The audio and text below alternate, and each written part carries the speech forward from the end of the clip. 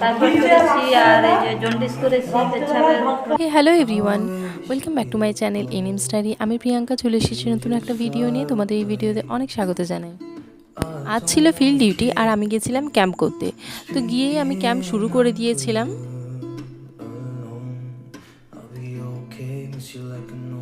আজকে আমি করেছিলাম এনসিডি ক্যাম্প, যেখানে কিনা মেনলি সুগার আর প্রেশার চেক করা হয়েছিল, আর তার সাথে করেছিলাম একটা মিটিং আর কিছু জেনারেল রোগের মেডিসিনও দিয়েছিলাম।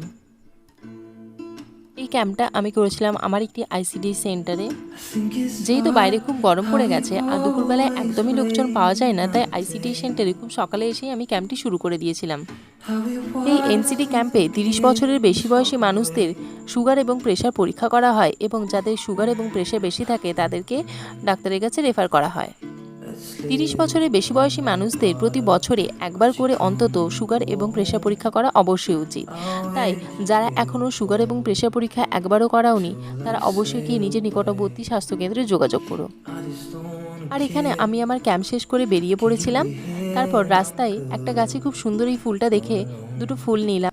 যদিও এই ফুলটির নাম আমি জানি না, তোমরা যদি কেউ জেনে থাকো আমাকে কমেন্টে অবশ্যই জানিও। দেখা হচ্ছে পরে কোনো ভিডিওতে। আজকের মতো টাটা। ভিডিওটিকে লাইক করতে, চ্যানেলটিকে সাবস্ক্রাইব করতে ভুলো না কিন্তু।